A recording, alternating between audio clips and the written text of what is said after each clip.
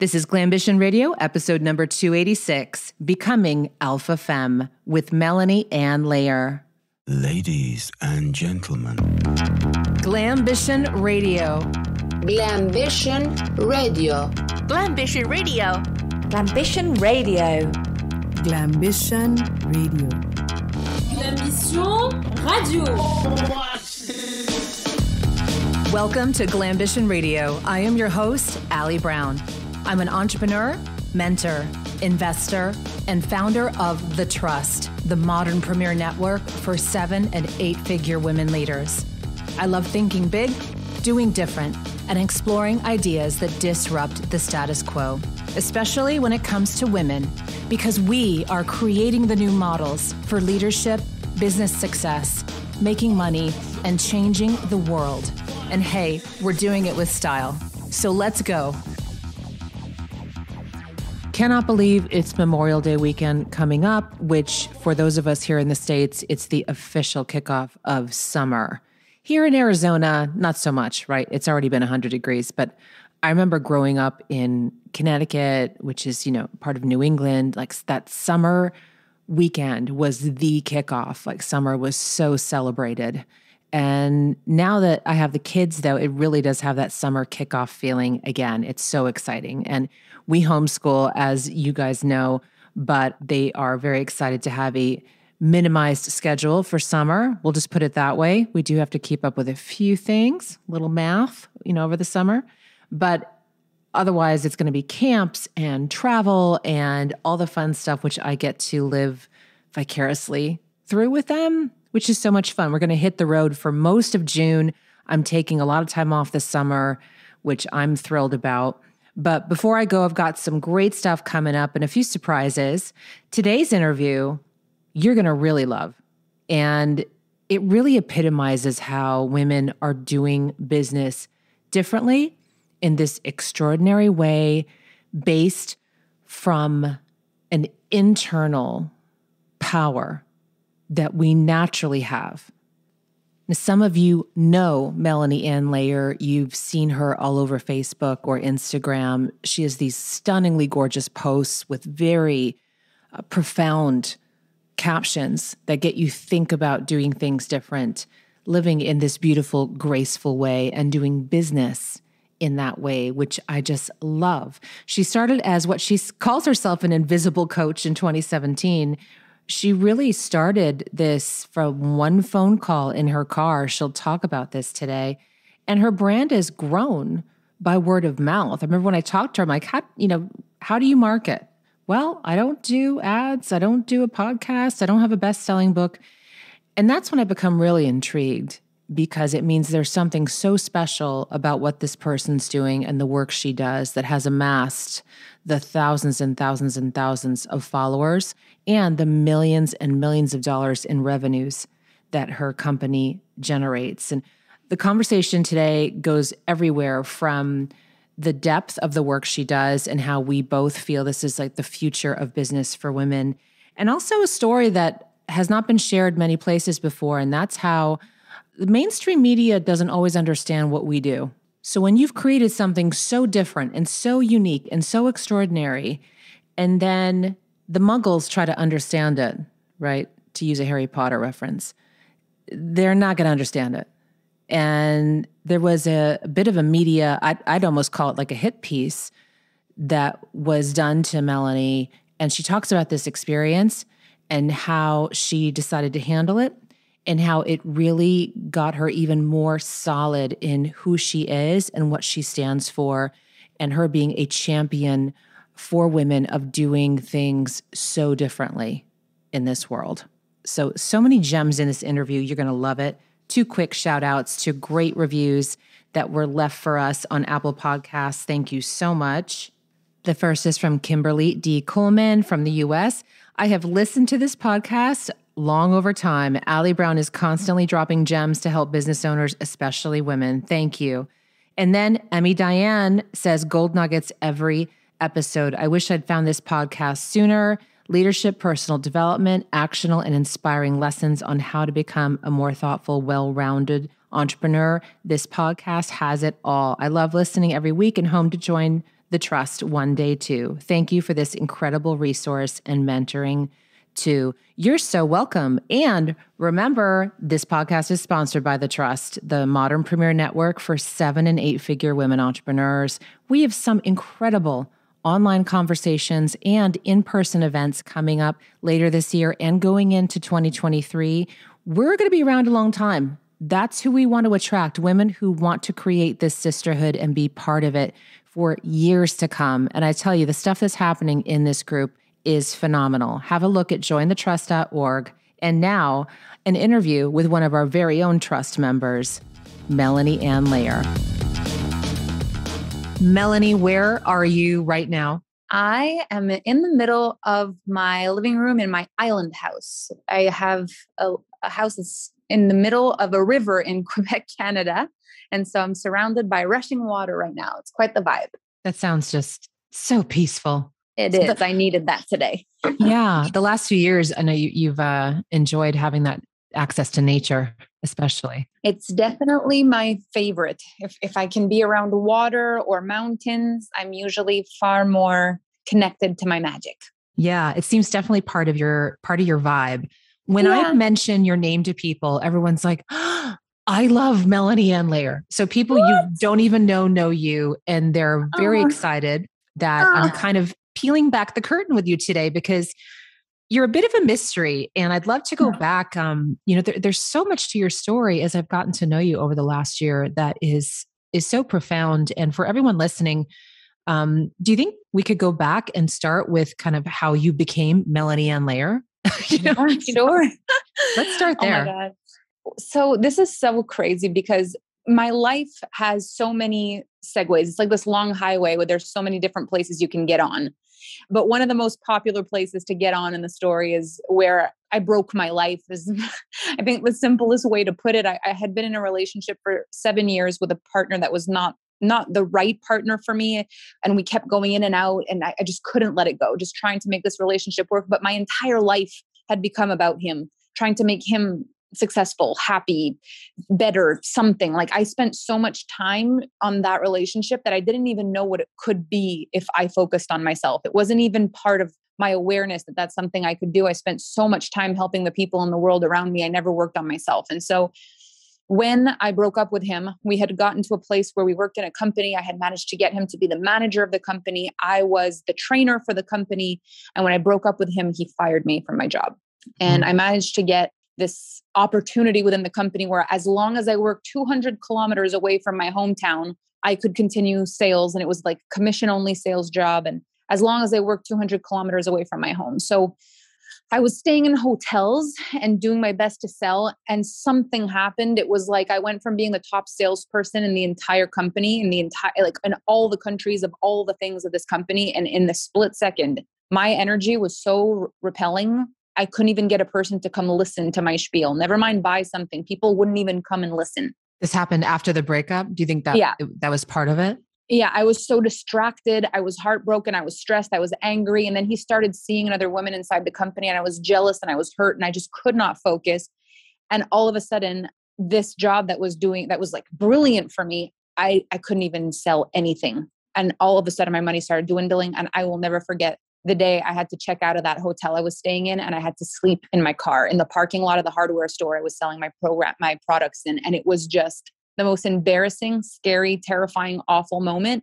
And I thought for sure the next day I was supposed to be getting a paycheck from my company. At least the next day I was going to be able to sign back in to a hotel. But unfortunately, the company I was working for was also having problems. And so the paycheck never came in the next day. They didn't have the paycheck. So Thursday, the paycheck didn't come in. Friday, it didn't. Saturday, Sunday, Monday, Tuesday is when some of the money came in. And it was a much smaller paycheck than I was used to. And I barely was able to put gas in the car and buy myself food. And I was out of money again. And the cycle is just trying to earn and earn. And the more I needed it, the less money I made. And in the end, I ended up sleeping in that car for months in the winter. It was like January, February, March, April in my car in the cold. So it's not a big car. I think I read somewhere it was as a Honda Civic. Yeah. So it wasn't like very roomy. No, I wasn't sleeping in a Cadillac Escalade. I was sleeping in the front seat of my Honda Civic and rationing gas. so that I could not freeze to death in my sleep.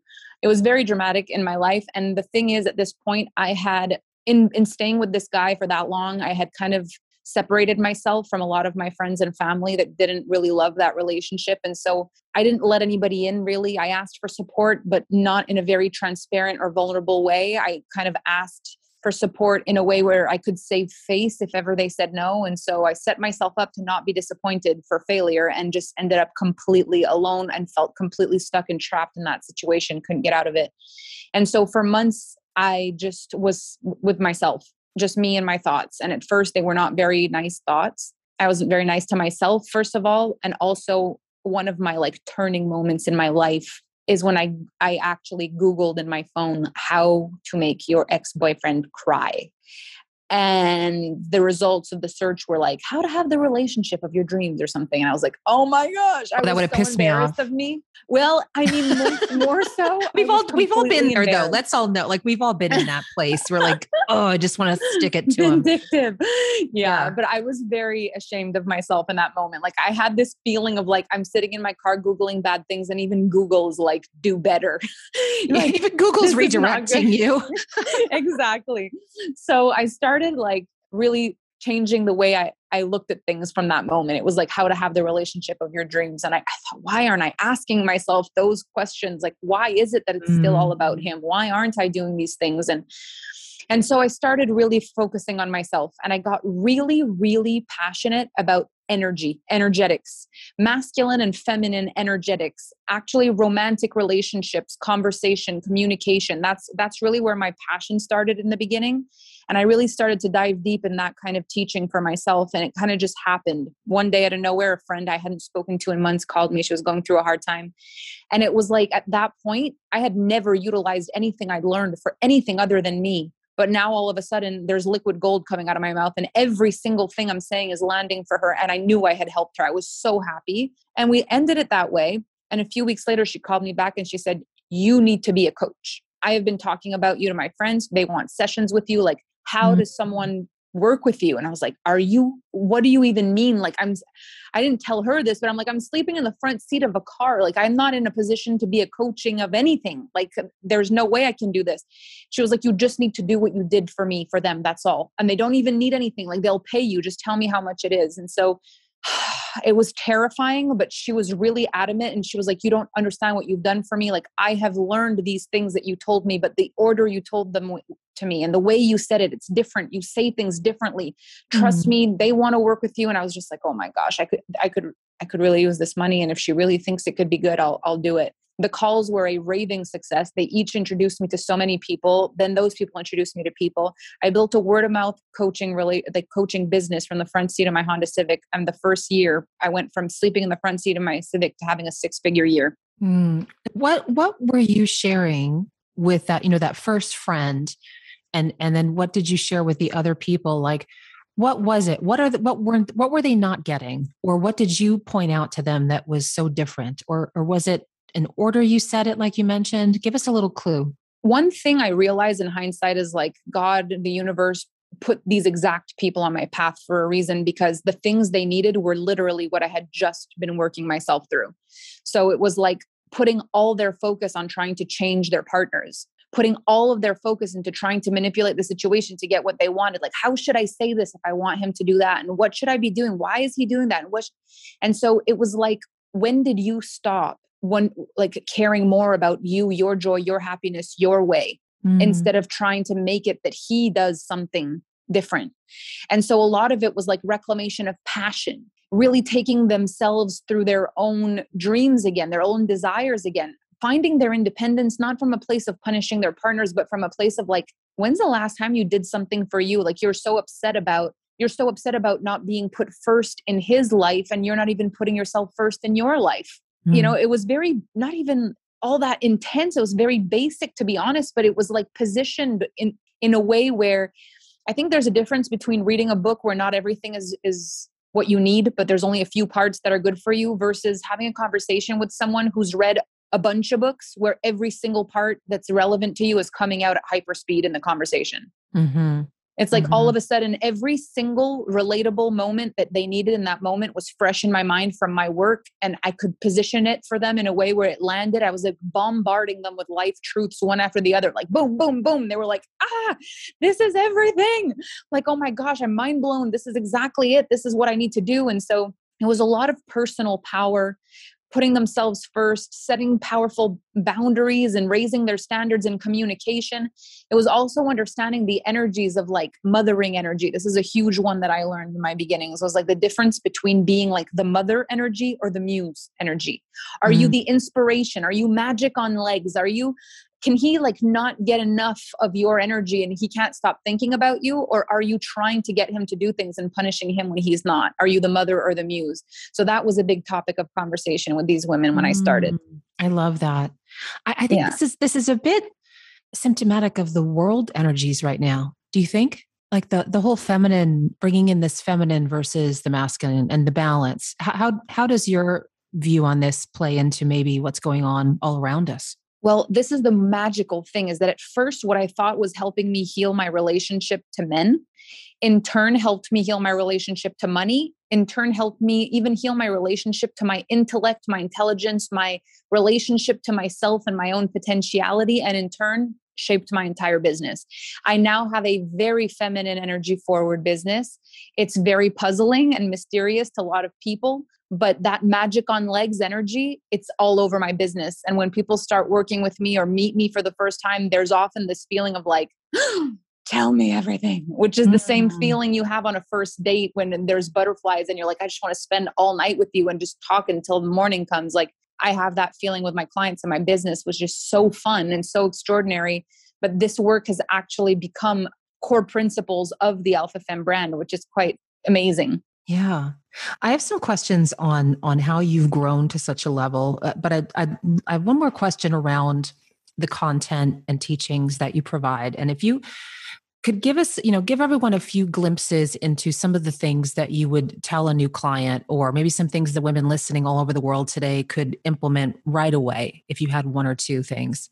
So my biggest realization for my life is when I was trying to do things that were external, like what do I need to do? How long do I need to meditate? What time should I wake up? Like all those things that I think we're kind of conditioned to learn in the beginning when we want to change our lives. The more I focused on that, the more inadequate I felt. The more I compared myself to everybody else. When I started the inner game, the inner work, like what makes me happy? When do I feel the most powerful? What makes me feel confident? When do I feel the most magnetic? What makes me feel happy? When am I focused on myself? What helps me stay focused? When am I good? When do I feel happy? When I turned it inwards, everything started to change. I have broken every single rule on my way here because I realized that most of the rules are logical explanations for energetic concepts. And so when I broke down the energetic concepts, like what's the energy behind this? Why does someone say, wake up at 5 o'clock in the morning if you want to be successful? Why is that the rule? And what's the energy behind that? Why do people say you need to have 100,000 people on a email list in order to make $1 million?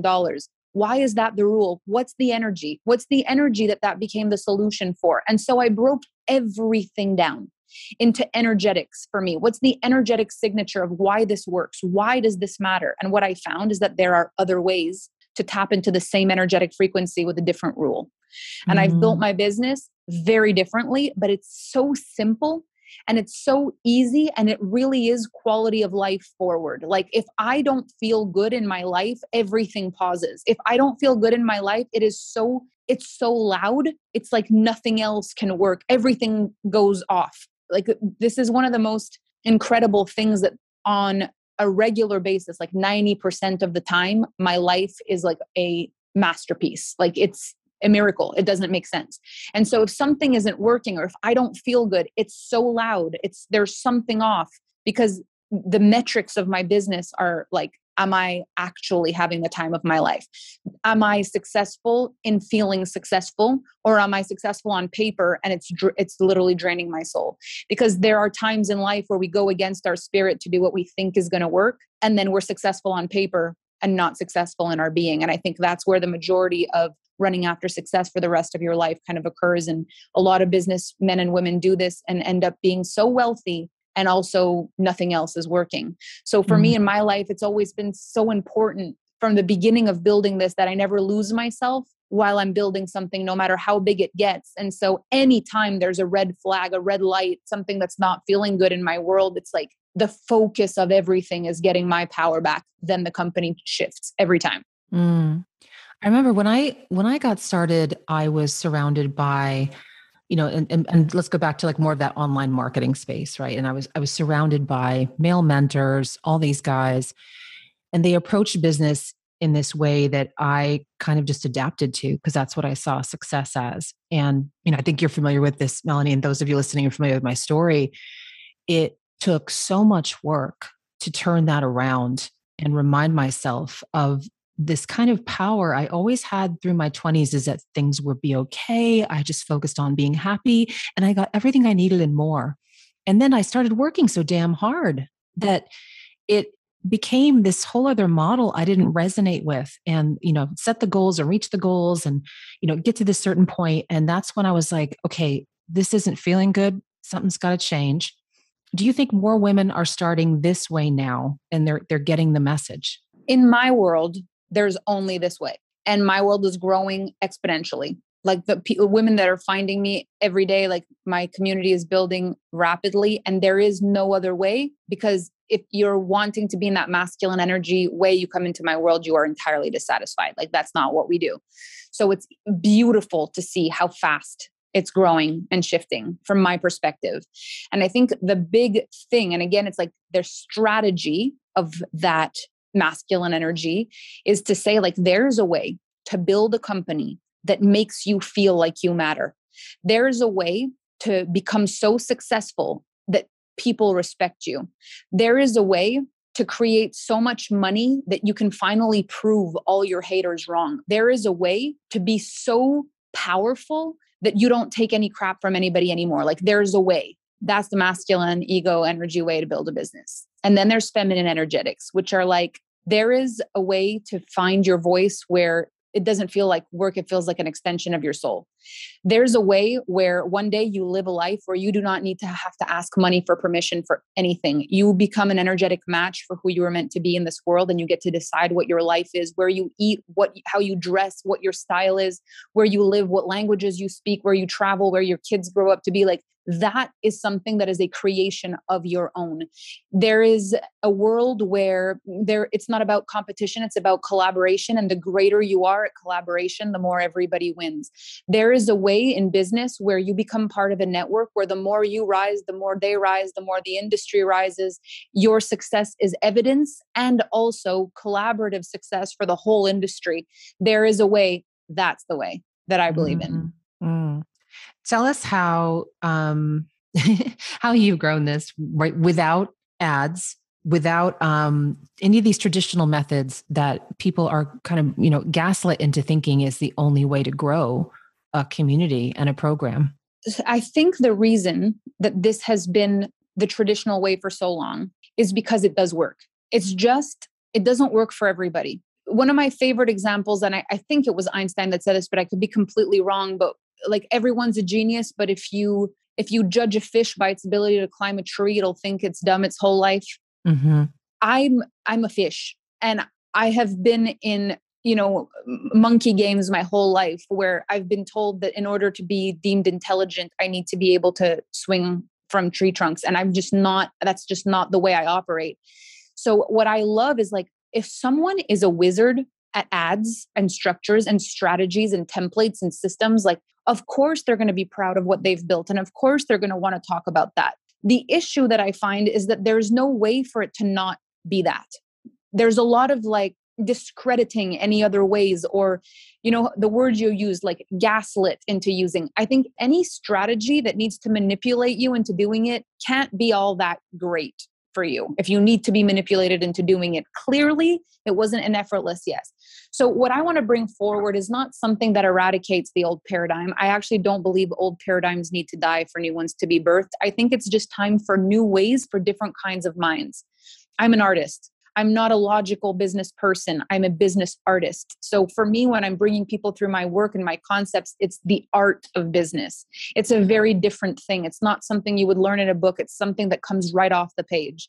It's energetics far more than logic. But the thing is, it opens a whole universe of possibilities, because when we do things based on energetics, there are endless possibilities of things that fit those same energetics.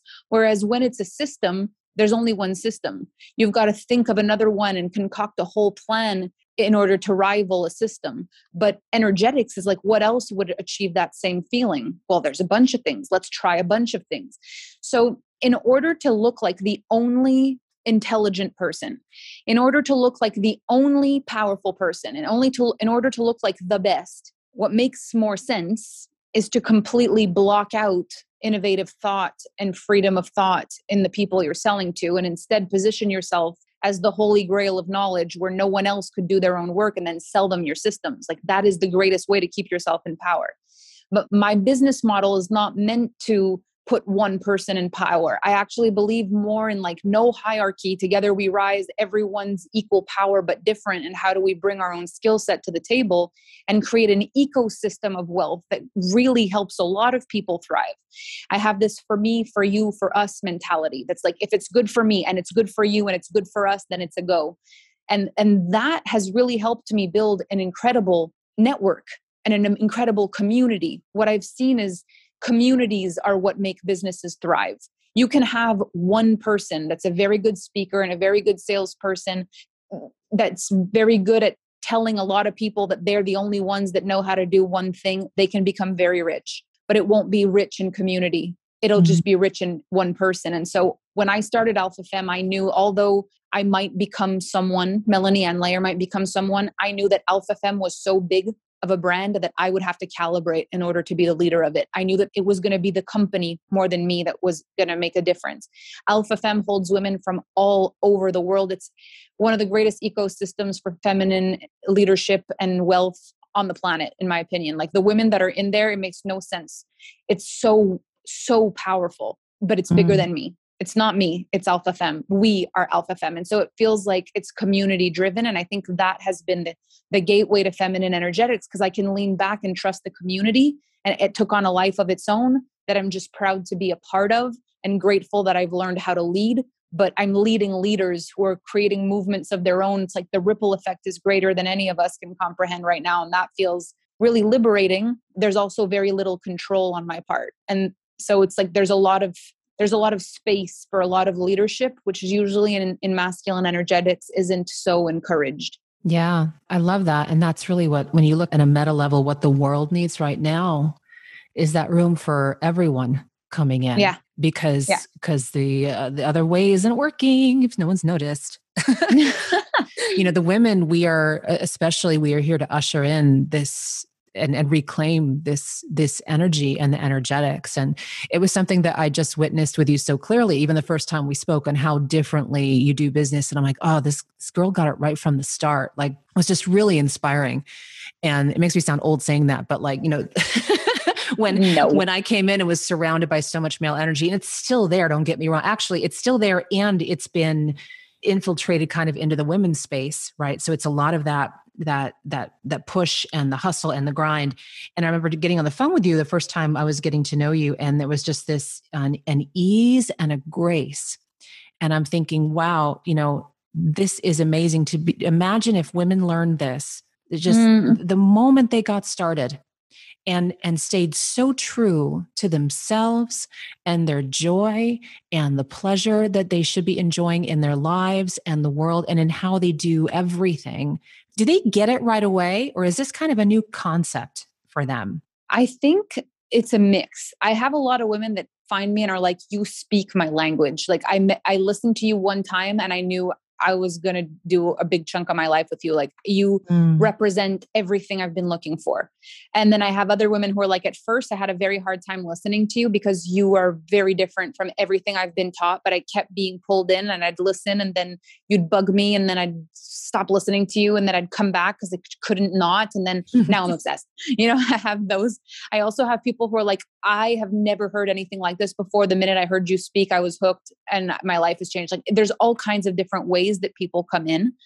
But I think what is a common thread for everyone is that at some point or another, from birth, at some point, we were taught that we were in competition. We were in competition to be the coolest, the prettiest, the thinnest, the most attractive to boys, the one who had the most friends, the ones whose parents were the coolest, the one who had the most freedom, the one who had the money, the one who could travel, the one who had this or that. Like, it was always a competition. We weren't really taught to be in a team, apart from like in sports, which then has a goal to win. It's not a goal to love or expand. It's again, a masculine energy construct. So the only team we ever learn to be in are teams that are competing to win. We haven't been taught community, and women and community are like the most beautiful synonym. If we understand how to see abundance, we are trust. Women are on the frequency of trust, and we have been taught to not trust. We've been taught not to trust from the moment we were conscious enough to hear about trust. The moment we were disappointed for the first time for any reason, we cut trust. It was one of our first defense mechanisms, is to not trust. And when someone says they're going to do something, expect the worst. And then that way you're not disappointed. And when you fall in love, don't fall in love too hard, because you might be disappointed. And if you may have an opportunity that could change your life, don't really believe in it, because you might be disappointed. And the beauty of feminine energy is that we are one with laws of abundance manifestation, all things that require the one thing we cut off in our childhood, which is trust. So it's like a journey back to that trust, and being willing to be hurt, being willing to be disappointed, understanding how to hold the two energetic sides of the coin that we want, the flip side.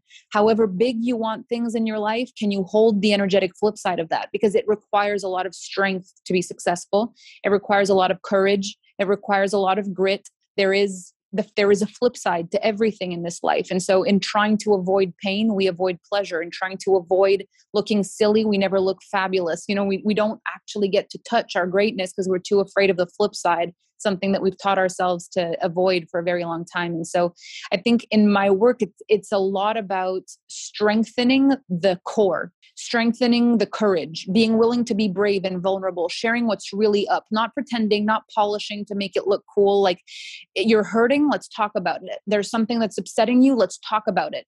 You're fine, you're okay, you're upset, like, let's talk about it. It's okay. We don't need to protect our image to the point where we don't get the support we need, like really rising into that truth of what it takes to be an entrepreneur and to be brave and strong and to receive the love and the support from community so we can rise. Like that's a big, big energetic part of this growth for me. And how does this change their lives? I feel like if we spend our entire life trying to look perfect, we're going to limit a lot of opportunities. And that is one of the things that a lot of women will do. They will only put themselves in positions where they know for sure they can be perfect. And so when they start to really tap into this courage, this community, this connection, this communication, when they start to really see like, there is not one person who's actually perfect. And if anyone is demonstrating that, they're just trying to look powerful, which is a masculine energy trait that's not necessary in this equation. Like, I'm actually stronger in my vulnerability than someone would be in their need to look perfect out of fear that they wouldn't be liked. So if we see our vulnerability as strength, we see our connection as strength, we start to network and communicate in a real, authentic way, we actually start to recognize that we are all equally powerful. There's just a different power point. So I have a certain level of power. You have a certain level of power. I could help you probably as much as you can help me, except I'm in the market to buy the thing you're helping people with, or you're in the market to buy what I'm in the market of helping people with. In my world, mentors hire their clients and clients hire their mentors and their peers. Like, there is no hierarchy. It's just like, if I believe I can learn something from you, together we rise. There is no image to protect in that sense. We're not doing that. So there's so much more wealth, abundance. There's so much more connection, networking. There's so much more sharing, vulnerability, openness. So the networks are cross-pollinating at hyperspeed and everyone's benefiting from it. It's just, there's just no limit anymore. Like, in our world, the sky isn't even the limit. There is no limit. There's just none. And so it just feels like, instead of being in competition for whatever scraps we were led to believe there was, now we are co-creating a greater world where the more abundance we see, the more abundance we create. And it just keeps getting bigger and greater for all of us. And when one wins, we all win, because the ecosystem grows for everyone. So that's kind of the together energy that removes the competition, which means the masculine energy isn't required. And we can go more into the feeling, the senses, the intuition, which really is our superpower, the trust, the leaning back, the growing from alignment, where it's not just you're successful at one thing. It's like you have a life that works, and there's so much to be grateful for, and you love your life, you love your business, you love your relationship. And if something isn't right in your world, you catch it, and you catch it fast. And you're willing and vulnerable to tell someone about it, to get help and support, even if it means you look weak for a minute, even if it means you're crying your eyes out, even if it means you're snotting all over the place. You be vulnerable, you be real, you get the support, the love that you need. You see that you're still worthy, no matter what breakdown. You pick yourself back up, and you go lead from example for all the people who are afraid that their vulnerabilities make them not enough. And that's how I feel women are meant to support each other at their finest. There was a time this year, I know, that you shared with me and you shared publicly, where you were trying to get this message out into more of a mainstream audience, or you were contacted for an interview, right? And I know that they just didn't get it. And it was an interesting experience. Many women have gone through something like this. Would you mind telling that story and how, you handled that in such a graceful way that I observed? So this summer I purchased a house, and I purchased the house because my family, we bond a lot through fishing. We always have. And we were on a pontoon. We hadn't been on a boat together as a family for years. And I was just looking at all my family on this boat. And I thought, gosh, we should have one of these. We'd probably spend more time together. We all have busy lives, and we're in such different stages of life. My brother has a new baby. My sister is helping me in my company, and she's in the process of building her first house. I'm leading the Alpha Femme company. My parents are, grandparents for the first time and trying to make sure their kids are okay. Like, we're all very busy. And so I said, what if we bought a boat? And my brother said, there's just no marinas where you can park one. You'd have to buy a house that has a place where you can park a boat. That's the only way to do that. And I said, well, if you find one, I'll get one for our family so we can get together and spend more time together. And so obviously my brother, in all of his splendor, finds the most outrageous house in all of the land. Yeah. So I see this house and I'm like, oh no, now you've created a desire. I'm expecting a shack on the side of the river, and instead I'm seeing this like mansion. And so I went to see it, and I completely fell in love with it. The minute I walked in, I felt more home than I had ever felt anywhere else. And so I put an offer on the house. I purchased it. And then all of a sudden it turns out that that was the most expensive real estate purchase in the Lower Laurentians, which is where the house is. So the newspaper wanted to do a feature about the fact that I was the owner of the most expensive real estate deal in the Lower Laurentians. In the world, it's not a big deal, but from where I'm from, where people don't do this kind of thing, it was a big deal. So I said yes to the interview, and it turned out to be this whole praising the man who built the house, praising the real estate agent who sold the house, and making the 33-year-old woman who bought the house out to be just this mediocre, whatever it is that they portrayed me to be. And I was really disappointed by the article, because it was like, why do the two men who built the house and sold the house look like big shots? And then the one who bought it looks like, oh, who's this young girl? And why do we not know about her? And what is she up to? And maybe she's a bad person. And it showed up on social media, and people were really nasty. It was very like a suspicious angle almost towards you, right? It was like a suspicious, if that's the word.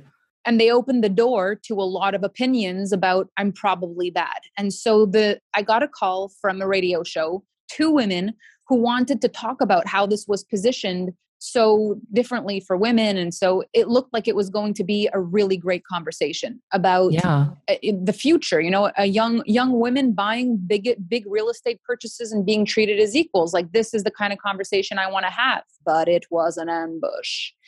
It was a complete ambush about how did I get here and who exactly am I, and kind of cutting me off, not letting me finish my sentences, kind of reframing everything I said in a way that was not what I said. And it was really, honestly, so disheartening. By the time I hung up, I didn't know what to do. Half of me just wanted to hide under a rock and never show my face again. And the stronger part of me said, you've got to go live right now in French, in your French community, and you need to shine light on this right now.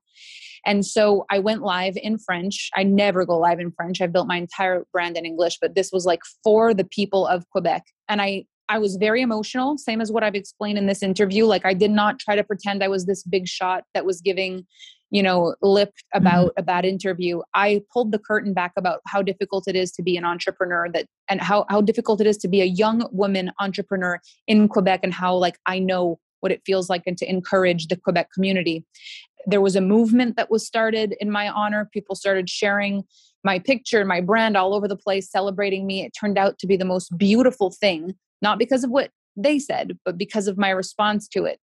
And what I realized is that in life, there's going to be really difficult things that are going to happen on our journey to power, because there's different kinds of power. There's circumstantial power, which is like, as long as everything is okay, as long as everybody loves me, as long as I'm portrayed in a good light, as long as I don't have any problems, I'm powerful, which is honestly still difficult to achieve because there's so many people on the planet that have so much to be grateful for and still can't tap into that power. But that's like the first level of power we ever learn, circumstantial power. But the goal, especially in this industry, the mentorship and coaching industry, is to access personal power, which means even though the circumstances aren't right, even though I'm in pain, even though I'm embarrassed, even though this isn't going my way, I can still find my power and lead with it. And so I really tapped into that personal power. This is the most embarrassing thing that's ever happened to me. So now what? This is one of the most painful things that's ever happened to me publicly. So how do I lead this as a leader of the Alpha Femme brand? There are women who are afraid of this happening to them all over the planet. So how do I lead them? Really taking an approach that was more like, if this is happening for me, then what am I going to do with it? Instead of, why is this happening to me? It was like, it's happening to me because I'm the one it needed to happen to for something to change. So let's go.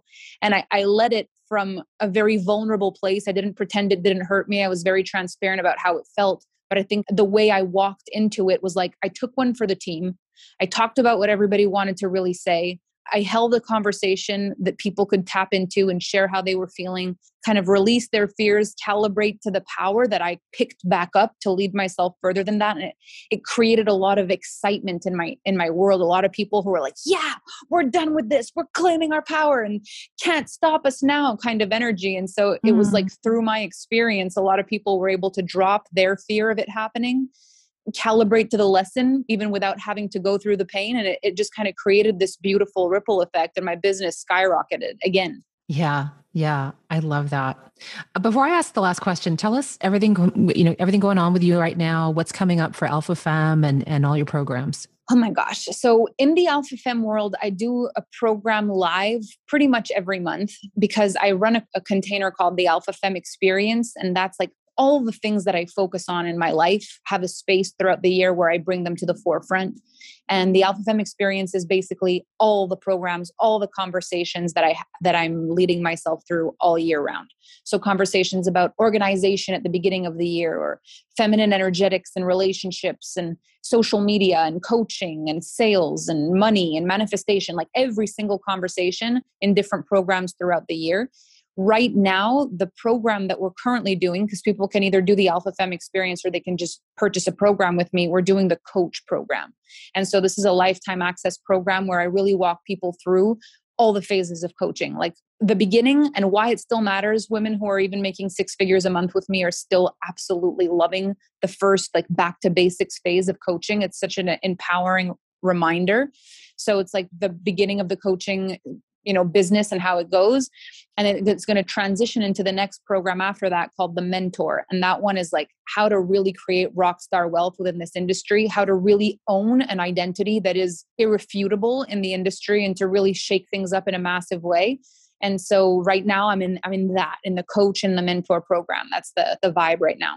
Cool. Where should they go to learn more? So as wild as this is, I've built this whole thing even without a website. So we do social media connection. So if you want to know me, like, follow me on social media. I have 2 Instagram accounts. My Melanie Anns layer is a little more behind the scenes of my life, and Alpha Femme is the brand and the business, or just my Facebook page on Facebook. Just be my friend on Facebook. And any questions you have, you can directly DM me, and my team's in there. But usually if you're plugged into my social media world, you'll know everything that's going on. Perfect. Melanie, 3 last pieces of advice for all the women listening right now. Okay. Number 1 piece of advice: do this for you first. Don't do it to prove anybody right or wrong. And even if you want to change the world, change yours first. If you lead with what's best for you and keep in mind what's best for the people around you and the world, that equation, for me, for you, for us, it changes everything. But trying to be selfless, overgiving, it creates something that you won't be able to keep up with your whole life. And if there's one thing that I've made a decision for in my life is I don't want to be the kind of person who one day talks about who I used to be. I want this to be a journey of evolution and growth over a lifetime. And the only way for that to be sustainable is to keep myself in mind first. So keep yourself in mind. Let's rewrite the paradigm where women are only good and kind if they're selfless. Let's have it that we lead ourselves for ourselves, our families, and then the world. And the world will change from that, but just in a more healthy way. So that's the first thing I would say. The second thing is money is the byproduct of the women that we become. If you focus on becoming the greatest version of yourself first, when the money comes, you'll be complete. If you focus on the money first, when it comes, you're going to realize all the things you're not yet. And it will be a very annoying moment where you realize there's still so much work to do before you can enjoy all your wealth. Work on yourself, work on your boundaries, your standards, your communication, your joy, your processing of your emotional state in your life, emotional intelligence. Do the work. Find a way to open yourself up. Be in community so you don't feel alone. Like set yourself up and then just add money, because then you've got it all. But if you start with the money, you'll realize everything that you're missing. And I think a lot of people have made that sad realization. And we're seeing so many sad rich people. It's just unfortunate. So let's rewrite the paradigm that wealth is just the sprinkles on top of an already extraordinary life. Learn to love your life and then just add money. Yeah. And the last thing I would say is in everything you do in your life, do it for now and later. Immediate gratification is like the current thing right now. People do everything for now and we forget about later. But the fact is when later comes, it'll just feel like now. So if you make things happen in your life with a lot of pressure because you want to be successful now, you do things because if it doesn't change now, you're going to be upset. You're not thinking about the future. And it's not about suffering now to be successful later. I don't believe in that paradigm either, but ask yourself, is this good for me now and later? Am I doing something that's good for me now? And later on, I'm also going to be happy. Because the thing is, who we are today is based on who we were and what we did. And so what we're doing now is creating the future. So are the moves you're making good for you now? And is the version of you that self-actualizes in a few months or years from now going to be grateful for who you were today? Or is she going to want to be like, I wish you'd have left your ego aside and thought about me in a few years from now? So is this good for me now and later has been one of the greatest things. Because when I look at everything I've built, I am so grateful for the version of me a couple of years ago who did what she did, because I'm here because of her. And as I put my head down now and I lead with my heart and I do what I know to be right, I know I'm setting my future self up for a beautiful life. So it's good for me now and later. I love that. Melanie, thank you for being such a beautiful example of truth on who we are and how we operate and how graceful and easy it can be with so much joy to just an extraordinary level that many women do not realize is possible. Well, thank you so much for that. Thank you. All right. Talk to you soon. Talk to you soon. Bye. Bye. Thank you for joining me for this episode of Glambition Radio. If you enjoyed the show, make sure you subscribe so you automatically get my new shows every week.